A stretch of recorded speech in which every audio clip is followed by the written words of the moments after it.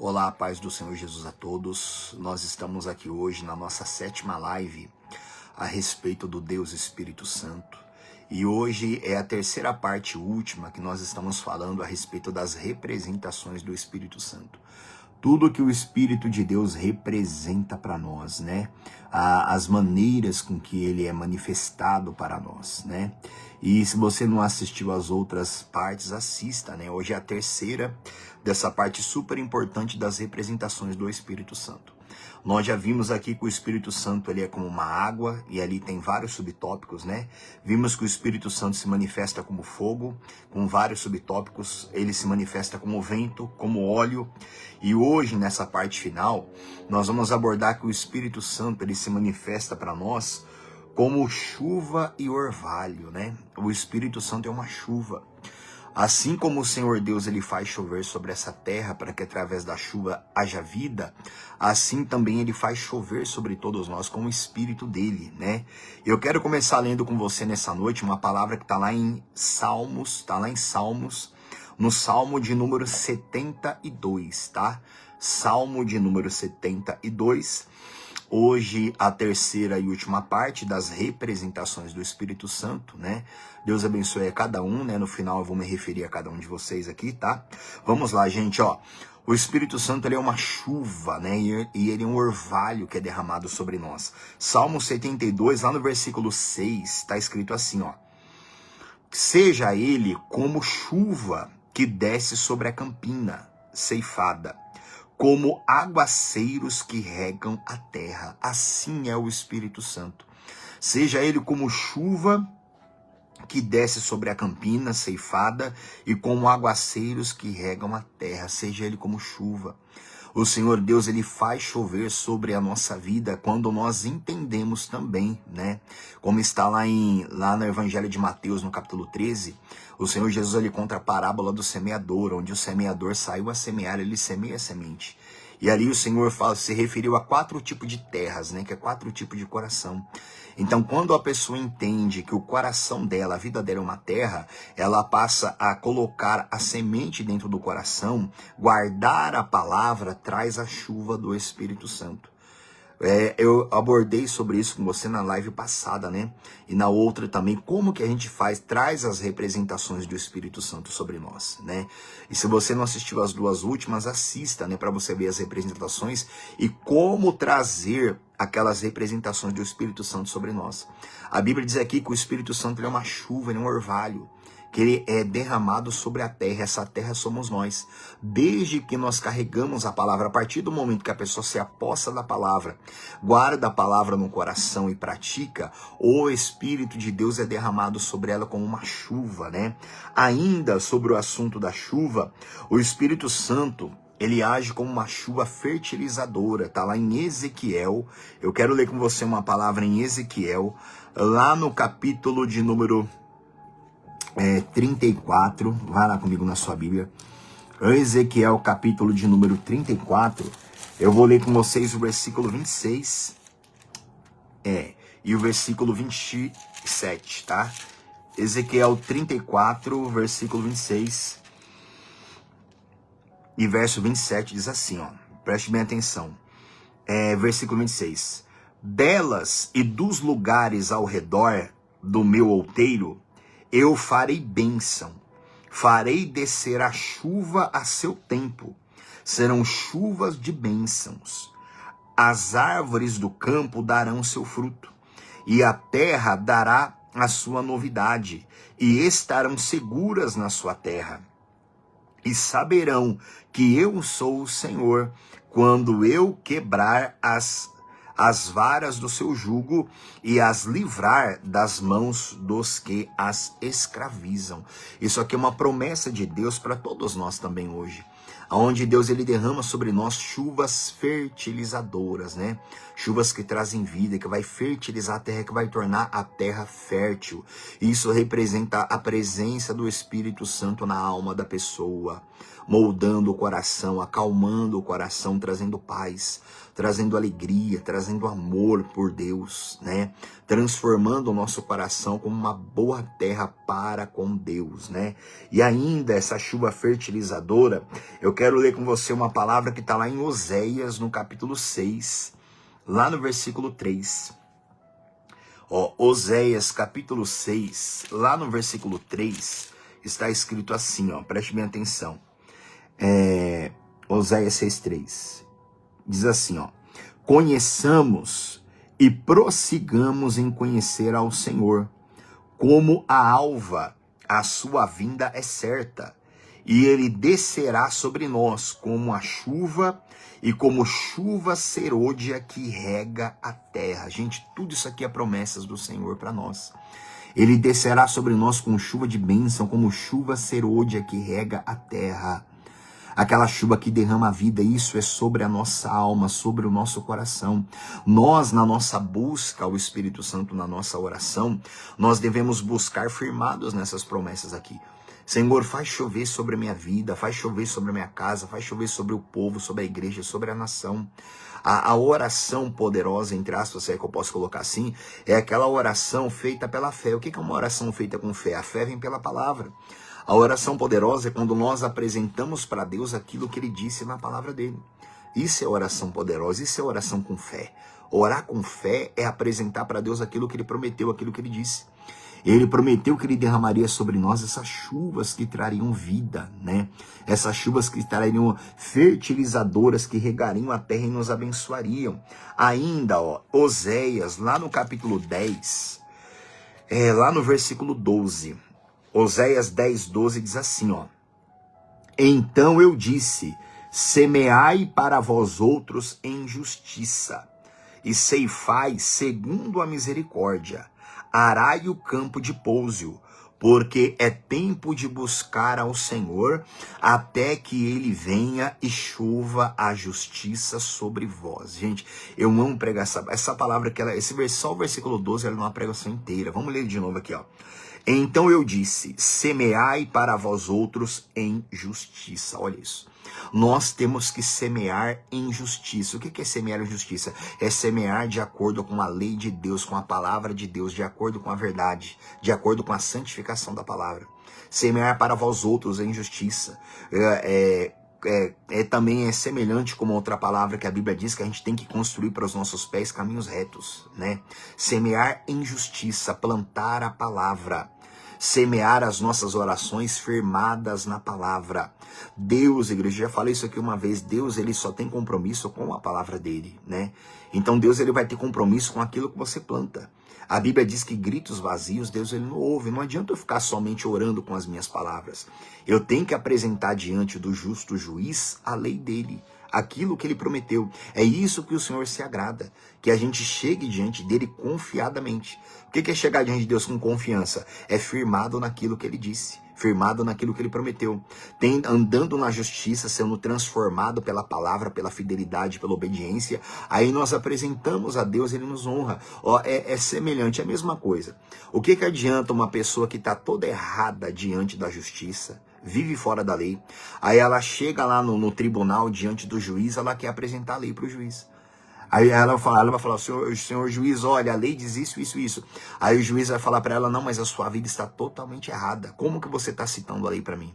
Ou seja, a lei não vai valer aquela pessoa, porque ela vive fora da lei. Então, quando a Bíblia manda a gente semear para nós em justiça, quer dizer, primeiro a obediência, primeiro a transformação. E ali, ainda no versículo 12, então eu disse, semeai para vós outros em justiça, e ceifai, né, colhei segundo a misericórdia. Quer dizer, a gente vai colher segundo a misericórdia que é grande do Senhor, né? Aí a Bíblia fala, arai o campo de pouso. Quer dizer, tratai a terra, trabalhai na terra, né? O evangelho, gente, foi dado para nós, para quem quiser. O evangelho é uma terra. O evangelho é uma terra que foi dada para a gente fazer o quê? Para a gente trabalhar nela, espiritualmente falando. Nós temos que trabalhar na terra do evangelho. A terra foi entregue para nós, o Senhor mesmo diz isso. aonde o próprio dono da terra, que é o Senhor, ele vem procurar frutos nessa terra. A terra foi dada para nós, que é a terra do Evangelho, a gente trabalha nela. E o Senhor procura frutos nela, o Senhor vem buscar a parte dele, dos frutos que a gente tem que produzir. Você tem que ter essa compreensão do reino de Deus, da palavra de Deus. A terra foi arrendada para nós. Vamos colocar assim, o Evangelho foi arrendado para nós. Ou seja, foi entregue para nós, para que a gente trabalhe e para que a gente produza frutos para Deus. O Senhor vem procurar frutos em nós, fruto de obediência, de transformação, de conversão, e a partir dali outros frutos segundo as promessas que Ele vai dar pra gente, que Ele entrega pra gente. Então por isso que a Bíblia fala, né, ó, arai o campo de pouso, né, porque é tempo de buscar ao Senhor, até que Ele venha e chova a justiça sobre vós. Olha isso, até que Ele venha e chova a justiça sobre nós. Como que Deus vai derramar justiça sobre uma pessoa que não trabalha na terra? A pessoa que não é uma pessoa espiritual, a pessoa que não trabalha na terra do reino de Deus, a pessoa que não produz fruto algum. Como o Senhor Jesus falou em outra palavra, a pessoa está ocupando lugar inutilmente na terra. E ela vai ser lançada fora, ela vai ser cortada. Então você tem que ter essa compreensão do Evangelho, você tem que ter essa compreensão do reino de Deus. Peraí, a terra foi arrendada para mim. Ela me foi dada, ela foi arrendada, então eu tenho que trabalhar nela e dividir os ganhos com o Senhor.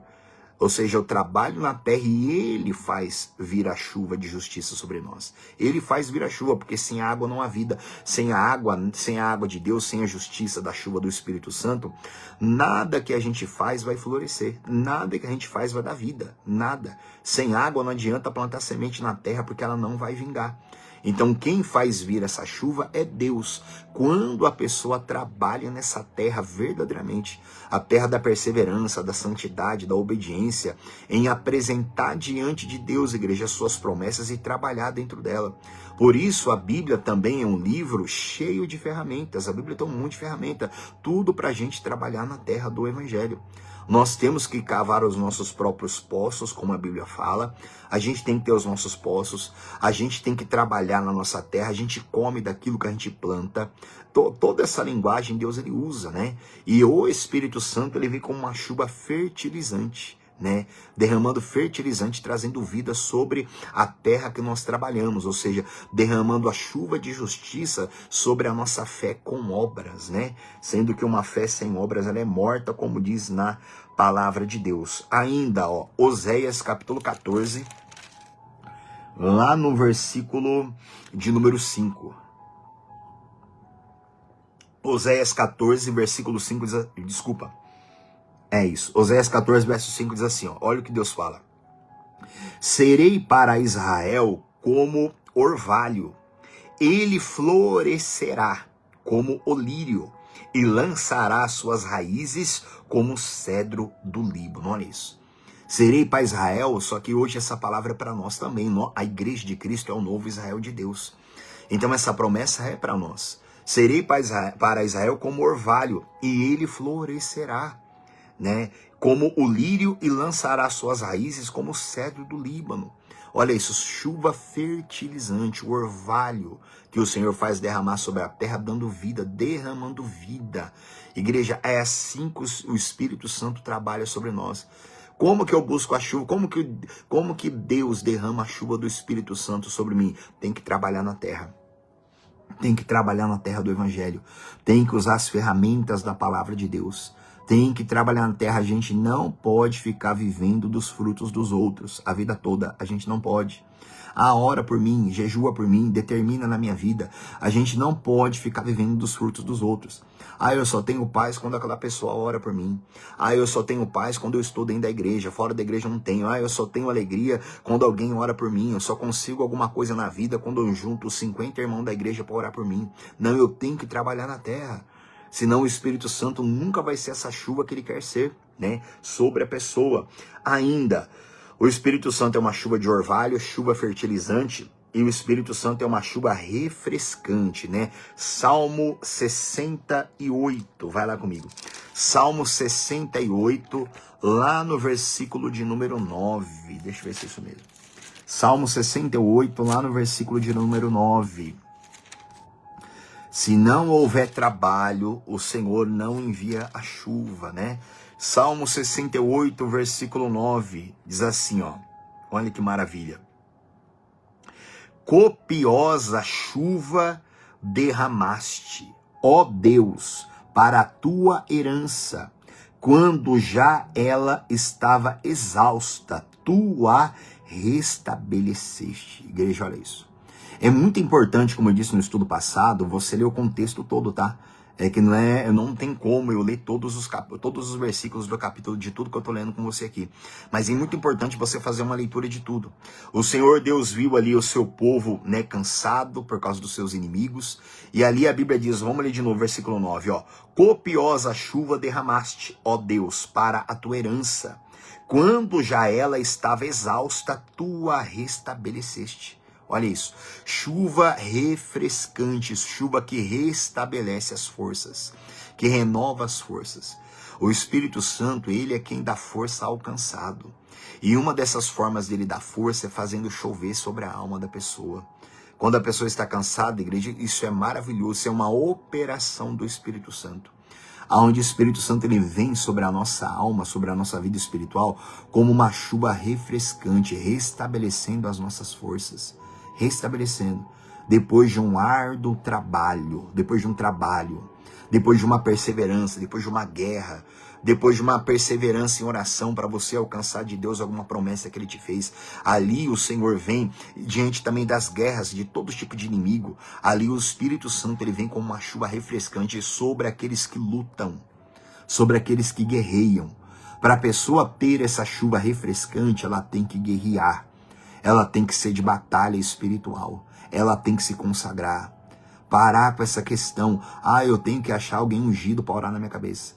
Eu tenho que achar alguém de jejum. Eu tenho que achar alguém que é de oração. Não seja você essa pessoa. Seja você essa pessoa de jejum. Seja você essa pessoa de oração. Seja você essa pessoa de consagração, porque você vai trazer essa chuva refrescante. Aí você vai trazer essa chuva que vai restabelecer as suas forças. Mas ele só restabelece as forças daquele que luta, daquele que persevera, daquele que se aplica, né? Cada uma dessas palavras que eu estou lendo com você, como eu disse desde o estudo passado, um retrasado, há uma maneira da gente atrair a manifestação do Espírito Santo. Como água que nós já lemos, né? E como água, como fogo, como vento, como óleo, como chuva de orvalho, como chuva fertilizante, como chuva refrescante. Cada uma dessas operações do Espírito Santo, a gente tem que se apresentar para Deus de uma maneira, né? Como nós temos falado aqui brevemente, né? Lembrando que tudo que nós estamos falando aqui é um resumo, tá? Porque cada um desses subtópicos aqui, gente, é uma pregação inteira, né? Vai lá comigo, Isaías capítulo 18. Isaías capítulo 18, lá no versículo 5, né? Vamos ver aqui, ó. Isaías 18, lá no versículo 5, diz assim, ó. Porque antes da vindima, caída já a flor, e quando as uvas amadurecem, então podará os sarmentos com a foice, e cortará os ramos que se estendem. E, Salmo 18, Salmo 18, versículo 5, né? Vamos ler de novo aqui, ó. Salmo 18, verso 5. Porque antes da vindima, caída já a flor, e quando as uvas amadurecem, então podará os sarmentos com a foice, e cortará os ramos que se estendem. Serão deixados juntos as aves dos montes e aos animais da terra. Sobre eles veranearão as aves de rapina, e todos os animais da terra passarão o inverno sobre eles. Naquele tempo será levado um presente ao Senhor dos Exércitos, por um povo de homens altos de pele brúmida. Não era para eu ter chegado até esse ponto com você. Vamos dar uma parada até aqui, ó. Gente, fechando essa parte aqui. O Senhor Jesus, ele derrama sobre nós, através da pessoa do Espírito Santo, uma chuva refrescante sobre a nossa vida. Uma chuva que restabelece as nossas forças, de acordo com o nosso trabalho diante de Deus, de acordo com as nossas guerras que nós assumimos diante dele, né? Então o Espírito Santo, ele vem com essas chuvas. E também as chuvas do Espírito Santo sobre nós são chuvas abundantes. Eu quero ler com você o Salmo 133, tá? Abra lá comigo, Salmo 133, lá no versículo 3 também. Salmo 133, verso 3, está escrito assim, ó. É como o orvalho do Hermon, que desce sobre os montes de Sião. Ali ordena o Senhor... desculpa, vamos ler desde o versículo 1, ó. Salmo 33, verso 1. Ó, como é bom e agradável viverem unidos os irmãos. Era importante ler isso aqui com você. É como óleo precioso sobre a cabeça, o qual desce para a barba de Arão, e desce para a gola de suas vestes. É como o orvalho do Hermon, que desce sobre os montes de Sião. Ali ordena o Senhor a bênção e a vida para sempre. Olha isso. Essa chuva aqui é uma chuva abundante. Ali ordena o Senhor a bênção. Como que eu recebo a chuva abundante do Senhor? O segredo está aqui no versículo, aliás, não é nem segredo, né? No versículo 1, ó, como é bom e agradável viverem unidos os irmãos. Olha isso. A chuva abundante, ela só é derramada onde há união. Aonde há união entre os irmãos. Dentro da igreja, a gente em relação às pessoas. A Bíblia diz no Novo Testamento que o que depender de nós, manter a paz com todos. Nem todos querem paz, mas o que depender de você, o que depender de mim, eu tenho que manter a paz com todos. A partir do momento que há união entre os irmãos e que dentro do coração do cristão há uma disposição de ter paz com todos, o Espírito Santo derrama chuva abundante sobre aquela pessoa. Ali o Senhor ordena a sua bênção. Ali o Senhor ordena a sua chuva. Né? Deus usou a falta de chuva várias vezes em juízo na Bíblia. Por causa da rebelião do povo, por causa do povo ter se afastado dele, o Senhor cessou as chuvas, né? E ali veio sequidão, ali veio fome, ali veio sofrimento. Quando há separação da pessoa para com Deus, ali a chuva deixa de descer sobre aquela pessoa, sobre aquela vida. Mas quando há união entre os irmãos, o Senhor derrama chuva abundante. Hoje, eu estava meditando nisso hoje. Eu estava assistindo algumas coisas na internet, eu estava vendo hoje, você vê muita confusão, muita contenda entre quem? Entre os irmãos, muita contenda. É uma igreja brigando com a outra, é um brigando com o outro, é um falando sobre a teologia do outro, sobre o entendimento do outro. Há muita confusão ali. E a gente vê que cada um tem uma visão, cada um tem um entendimento, e ali há muita contenda. E ali claramente o Senhor deixa de derramar a chuva dele de bênção. Há muita confusão. Uma coisa é discutir sobre a palavra para chegar a um esclarecimento. Agora a outra coisa é ficar contendendo. A outra coisa é ficar brigando, rixas, né? De irmãos contra irmãos, né? Igreja contra igreja, né? Mas a chuva abundante é derramada quando há união. Como é bom e agradável que os irmãos vivam em união diante de Deus, né? Ali ele derrama sua chuva abundante. Eu quero ler com você uma palavra. O Espírito Santo, ele é representado, né, que nós estamos abordando as representações do Espírito Santo. O Espírito Santo, ele é representado como uma pomba, né? Eu quero ler com você lá Mateus capítulo 3, lá no versículo 16. Mateus 3, verso 16, diz assim, ó. Batizado Jesus, saiu logo da água, e eis que se lhe abriram os céus, e viu o Espírito de Deus descendo como pomba vindo sobre ele. Igreja, olha isso. Uma das representações do Espírito Santo é uma pomba. Tem uma palavra que o Senhor Jesus ele fala assim, ó. Seja assim. É a próxima que eu vou ler. É até bom, acho que eu vou ler lá com você, é melhor pra gente explicar isso aqui, ó. Mateus capítulo 10. Abra lá comigo. O Espírito Santo é representado como uma pomba. Vamos ler aqui o capítulo 10, que fica melhor para a gente entender. Ó. Mateus capítulo 10, lá no versículo 16. A Bíblia diz assim, ó. Mateus 10, 16, ó. Eis que eu vos envio como ovelhas para o meio de lobos. Sede, portanto, prudentes como as serpentes e simples como as pombas. Olha isso. Uma das representações do Espírito Santo, ele é uma pomba. E o Senhor Jesus falou que a gente também tem que ser prudente como uma serpente, né? E simples como uma pomba. A gente precisa entender isso aqui. O Senhor Jesus falou que a gente tem que ser simples igual uma pomba. A gente precisa entender, ó, se você comprar uma boa Bíblia de estudo, vai dar um entendimento assim para você, ó. A pomba, ela é a única ave que ela não pousa aonde ela vê água embaixo. Ela não pousa. Se você pega uma árvore que está ali no leito do rio ali, e aquela árvore está dentro do rio, né? Lógico, a sua maior parte para fora, mas ela está plantada dentro do rio ali. Você pode ver todos os tipos de árvore, todos os tipos de aves naquela árvore, mas você nunca vai ver uma pomba lá.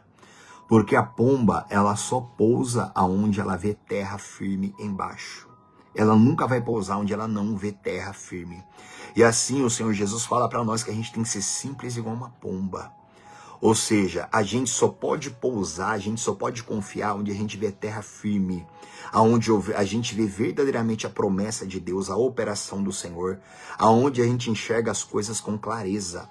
Uma pomba nunca vai pousar sobre um fio, sobre um poste, sobre uma árvore que ela vê água embaixo. Ela nunca vai fazer isso. O Senhor Jesus, ele fala a mesma coisa sobre nós, e assim é o Espírito Santo. O Espírito Santo, ele também é dessa forma.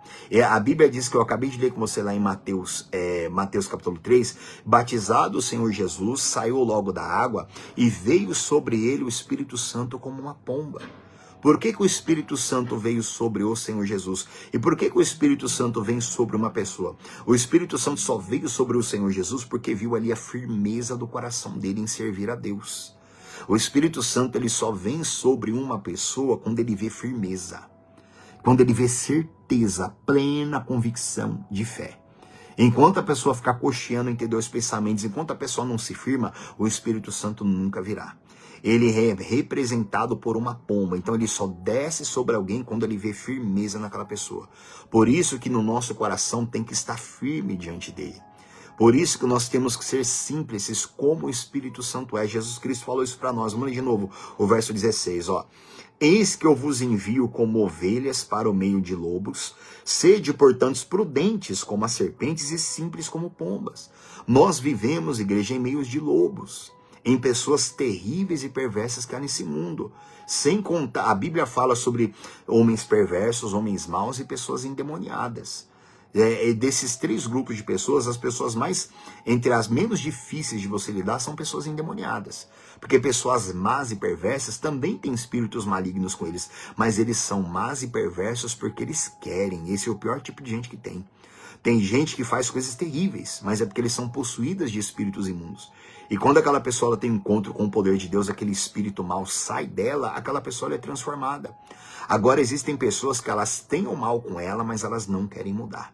Por isso que o Senhor Jesus, ele fala sobre esses maus e perversos aqui. O próprio apóstolo Paulo tem uma palavra lá, acho que em Gálatas, se eu não me engano, que o apóstolo Paulo, ele pede para a igreja orar por ele, para que ele se veja livre dos homens maus e perversos. Homens terríveis que não temiam a Deus, que não respeitavam absolutamente nada. Então por isso que o Senhor Jesus fala que esse mundo está dessa forma. Tem pessoas assim nesse mundo. Por isso que ele fala que a gente tem que ser simples igual uma pomba. Ou seja, não viu firmeza, não viu terra firme, tá algo estranho, não pouse, saia fora, né? Esse é um pouco do entendimento desse versículo. Lembrando que o meu foco não é explicar o versículo todo, fazer uma pregação sobre o versículo. É apenas falar sobre as representações do Espírito Santo, tá? E o Espírito Santo, ele é representado como uma pomba e ele é simples, né? Ainda tem o Espírito Santo, ele também é representado como uma voz, né?